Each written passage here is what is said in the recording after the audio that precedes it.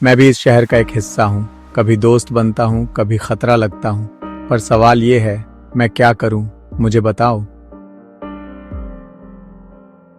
रोज भूख लगती है, ठंड से कांपते हैं, बारिश में भीगना पड़ता है, प्लास्टिक और गंदगी में खाना ढूंढना पड़ता है। मेरी जिंदगी एक लंबी लड़ाई है, हर दिन मरने और जीने के बीच। हाँ, कुछ हम जैसे कुत्ते इंसान को काट लेते हैं, पर क्या हर कुत्ता दोषी होता है? बाकी तो सिर्फ अपनी रोटी, अपनी जगह और अपनी जान बचाने के लिए लड़ रहे हैं। भारत में हम जैसे 1.5 करोड़ स्ट्रे डॉग्स हैं। हर साल लगभग 17 से 20 लाख कुत्तों के काटने के मामले रिपोर्ट होते हैं और हर साल लगभग 20,000 लोग रेबीज से मर जाते हैं। लोग कहते हैं हम खतरनाक हैं, पर क्या सबको एक ही नजर से देखना सही है? सोचो, क्या किसी कुत्ते ने चाहा था कि उसका घर ना हो?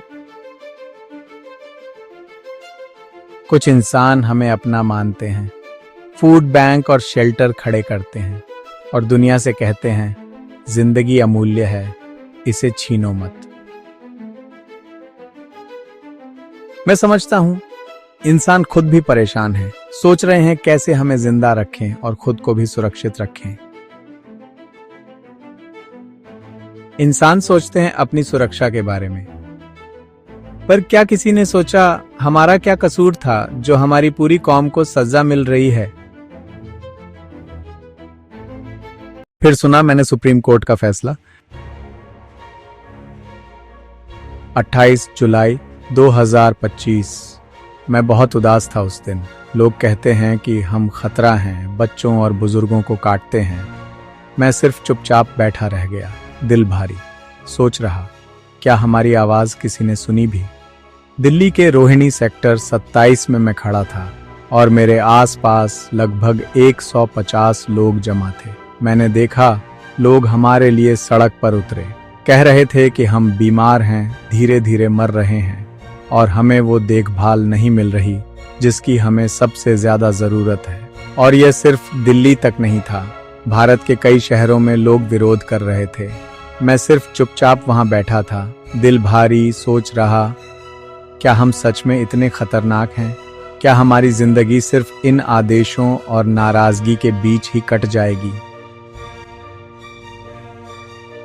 22 अगस्त 2025। आज मुझे कुछ अच्छा लगा।